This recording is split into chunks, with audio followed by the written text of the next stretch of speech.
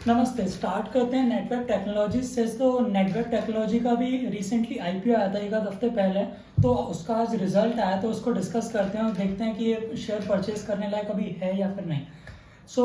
जिस टाइम ये company list हो रही थी उस टाइम इसका पी था 107 का, तो हमने बोला था उस टाइम पे कि ये थोड़ा सा महंगा लगता है, इसको देखने पर दिक्कत हो सकती है, क्योंकि अगर इन फ्यूचर अगर इसने जो अर्निंग बोली है वो नहीं आई तो वहाँ से क्रैश कर सकता है। और कुछ कुछ वैसा ही होता है वो दिखता है।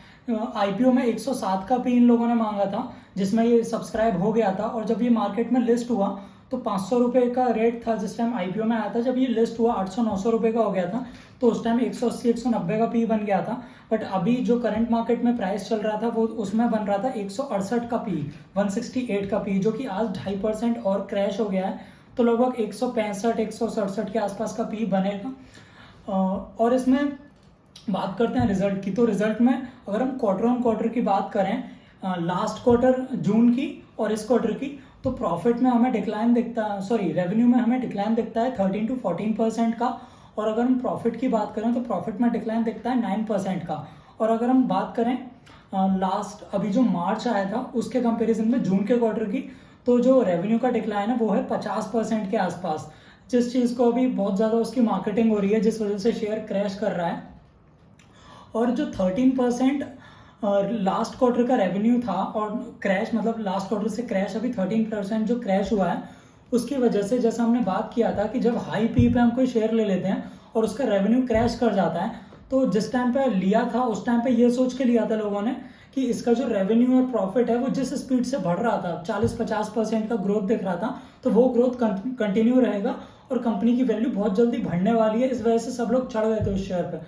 बट उस टाइम पर हमने बात करी थी रिस्क की, कि जब हम एक्स्ट्रा पैसा देकर हाई पी पर परचेज करते हैं कंपनी को, हाई पी नहीं, मैं तो बोलूँगा अल्ट्रा पी था इसका, क्योंकि 100 का पी अपने आप में बहुत बड़ा होता है, तो 160, 170, 180 के पी पर जब आप शेयर को लेते हो तो ऐसा लगता है कि मतलब जैसे आदमी बम पे बैठा है, जैसे ही अगर थोड़ी सी अर्निंग आई नहीं उसकी पिटाई करना शुरू कर दी। तो अभी आप देखेंगे कि हफ्ते भर में पूरा इसको लिटा देंगे, मतलब 10-15% मेरे हिसाब से जाना चाहिए, और 10-15% जाने के बाद भी ओवर वैल्यूड रहेगा अगर हम बात करें इस रिटर्न की। बट अगर बात करें प्रमोटर्स की, तो प्रमोटर्स अभी बहलाने में लगे हुए हैं कि नहीं नहीं, हमारा जो रिजल्ट आया है वो खराब आया है, क्योंकि हम क्वार्टर ऑन क्वार्टर बेसिस पर बात नहीं कर सकते, हमें पूरे ईयर का रेवेन्यू देखना चाहिए। बट एक चीज़ आप समझ लो, मार्केट को बातें समझ नहीं आती। एक बार जब प्रॉफिट गिरता है, रेवेन्यू गिरता है, तो भाई शेयर की पिटाई तो होगी। और हाई पी पे कई एक बार को अगर ये 25-30 के पी पे होता तो इस बात को समझ लेते, लेकिन जब 150 से 200 का पी हो जाता है ना, उस टाइम पे ये सब बातें नहीं चलती हैं। उस टाइम पे भाई शेयर में तो मार पड़ेगी। और अगर हम बात करें फ्यूचर एस्पेक्ट्स की कि कंपनी में अभी भी अच्छाई क्या बची है, तो सुपर कंप्यूटर्स पे काम करता है। वर्ल्ड के टॉप सुपर कंप्यूटर्स में से कुछ कंप्यूटर्स की डिजाइनिंग इन लोगों ने की है, तो इंडिया की टॉप कंपनी हो जाती है। तो वैसे देखें तो मेरे हिसाब से 50, 60, 70 का पी अपने आप में बहुत हाई पी है जिसको रिस्क लेके लेते हैं। बट जब ये 160, 170, 180 का पी हो जाता है तो बिल्कुल बेवकूफ़ी लगती है कि यार इस वैल्यूएशन पे अगर आप लोगे और जो रिटर्न का प्रॉमिस चल रहा है वो रिटर्न बन भी गया तो उससे कुछ होने वाला नहीं है। साल, 1.5 साल, 2 साल तक शेयर कंसोलिडेट ही करेगा।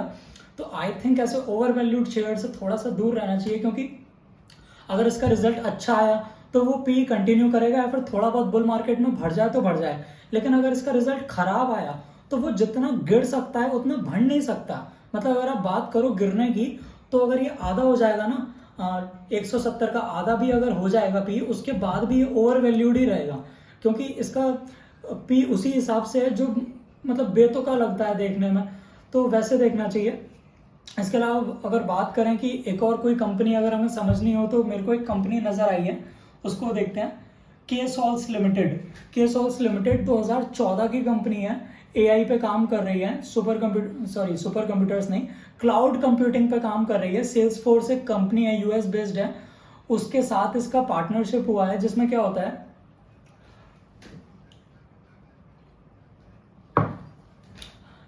है, यूएस में जब किसी को एआई सॉल्यूशंस चाहिए होते हैं, तो जब वो सॉफ्टवेयर इंजीनियर के पास जाते हैं तो वहाँ पर लेबर बहुत महंगी है सॉफ्टवेयर्स की।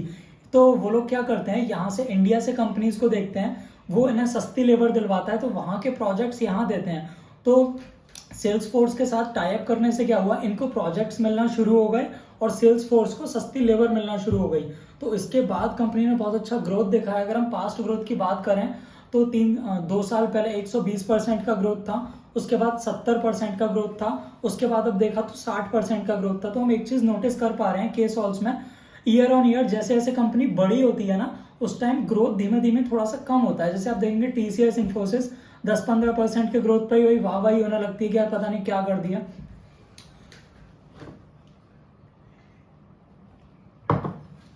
बट अगर हम मोटा मोटा देखें तो अभी पी इसका बैठता है 48-49 का, और मार्केट कैप बैठता है 1300-1400 करोड़ रुपए के आसपास का। तो इसमें देखने वाली चीज ये है कि 50 के पी पर अगर हमारी 60% ग्रोथ चल रही है, लेकिन अगर हम इस क्वार्टर की बात करें तो ग्रोथ ऑफ 45% से 50% के आसपास आ चुकी है। तो हम इसमें एक ट्रेंड नोटिस कर सकते हैं कि ग्रोथ कंटिन्यू थोड़ी सी डिक्लाइन हो रही है। बट अगर ये 40-50% की ग्रोथ भी अगर चलती रही कंटिन्यू, 40-50% की ग्रोथ भी अगर कंटिन्यू चलती रही, तो वहां से भी अगर हम 50 के पी को देखते हैं तो 1.5 साल में कवर कर लेगा। तो 50 के पी पर अगर इसे लेना चाहें तो मेरे हिसाब से 6 महीने 8 महीने के लिए कंसोलिडेट कर सकता है।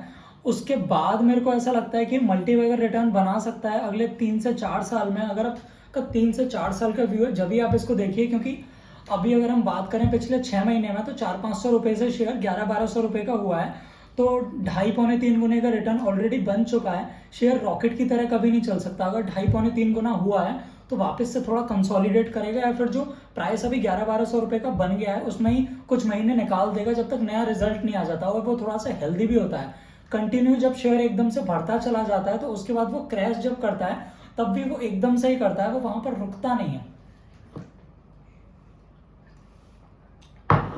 केसॉल्स में अब मैंने देखा कि होल्डिंग्स किस किस के पास हैं ज़्यादा, तो मेनली प्रमोटर्स के पास ही हैं होल्डिंग। जो इसके फाउंडर हैं उनके पास भी अच्छी खासी होल्डिंग है, और जो प्रीवियस एक डायरेक्टर थे 5% होल्डिंग उन्हीं के पास भी थी। उन्होंने कंपनी को छोड़ दिया था बट 5% होल्डिंग उनके पास थी। इसके अलावा एक बंदा और था जिसके पास 2.5-3% की होल्डिंग थी। वो इस कंपनी में केसॉल्स में सॉफ्टवेयर डेवलपर थे। तो इनिशियली शायद उन्हें समझ आ गया होगा, तो उसके बाद उन्होंने अपनी होल्डिंग बढ़ा ली होगी, तो वहां से उनका भी अच्छा खासा पैसा बन गया है। बट हमें यहाँ पर अगर रिस्क की बात करें तो कंपनी 2020 में रिस्क लिस्ट हुई थी, वहां पर 100 रुपए का शेयर था। तो वहां से अगर हम देखें तो 10-11 गुना शेयर ऑलरेडी हो चुका है पिछले 2-3 साल में, तो कंसोलिडेट कर सकता है। बट अगर हम कंपेयर करें इसको ग्रोथ से, तो ग्रोथ जिस हिसाब से आ रही है अभी 48-50 का भी हमें दिख रहा है। आई थिंक 6-8 महीने साल भर अगर कंसोलिडेट कर भी गया, उसके बाद अगर ये ग्रोथ कंटिन्यू करती है तो यहाँ पर बहुत अच्छे रिटर्न बन सकते हैं, मल्टी बैगर रिटर्न बन सकते हैं। बट आप एक चीज को समझ के चलिए कि ये सारे जो मैं इन्फॉर्मेशन दे रहा हूँ एजुकेशनल पर्पज के लिए, क्योंकि ऐसे शेयर्स बहुत एग्रेसिव शेयर्स होते हैं। ये जिस टाइम लिस्ट हुआ था उस टाइम MSME के अंडर लिस्ट हुआ। अगर एक कंपनी 2-2.5 हजार करोड़ की हो जाती है तो वहां से थोड़ी सी सिक्योरिटी हमें बढ़ जाती है, बट उससे पहले थोड़ा ज्यादा रिस्की रहेगा। बट आप एक चीज को और समझिए, जैसे जैसे कंपनी बड़ी होती है उस टाइम पर रिटर्न भी कम होता है, रिस्क कम होता है, तो वैसे देखना चाहिए। इसके अलावा अगर बात करें कंपनी में मार्जिन कितने हैं, तो 32 से 34% के मार्जिन हमें अभी दिखते हैं। पास में मार्जिन थोड़े से कम थे, अभी थोड़े से मार्जिन बढ़े हैं। 32-34% के मार्जिन अगर हम पीयर कंपैरिजन करें तो 18 से 20% के मार्जिन रहते हैं TCS इन्फोसिस वगैरह पे, जो अभी और कॉन्ट्रैक्ट हो सकते हैं, 16-18 हो सकते हैं। इसके अलावा हम छोटी IT कंपनीज की बात करें, न्यूजन सॉफ्टवेयर वगैरह की, तो उनका भी 30 के नीचे ही मार्जिन रहता है, 22 से 27% के बीच में फ्लक्चुएट करता है। यहाँ पर 33-34% के हमें मार्जिन देखते हैं, तो मार्जिन में ये कंपनी डोमिनेट करती है। तो वहां से समझ आता है कंपनी के पास प्राइसिंग पावर है, कंपनी जो काम कर रही है उस पर कंपनी की थोड़ा सा मतलब प्रोडक्ट में ऐसा दम है कि वो अपने अकॉर्डिंगली प्राइसेस रख पा रहे हैं, तभी 33-34% के मार्जिन को एंजॉय कर रहे हैं। बट इसमें एक चीज जो मैंने बोला कि आपको देखनी चाहिए कि जो इसका ग्रोथ है वो 120%, 70%, 60%, और अभी अगर हम खाली क्वार्टर की बात करें तो 50-55% के आसपास भी दिख रहा है। तो हमें एक ट्रेंड नजर आ रहा है कि ग्रोथ धीमे धीमे कम हो रहा है। तो ये ग्रोथ कब तक खत्म हो, मतलब कब तक स्लो डाउन हो जाएगा, 10-15% पे आ जाएगा, उसके बाद ये कंपनी यूजलेस हो जाएगी, उसके बाद ये लार्ज कैप की तरह एक्ट करेगी। फिर छोटी कंपनी को लेने का मतलब नहीं है। छोटी कंपनी में जब रिस्क ले रहे हैं तो लार्ज कैप का रिटर्न भी बनना चाहिए, तो वैसे देखना चाहिए। सो आज की वीडियो में इतना ही। Thank you so much for watching.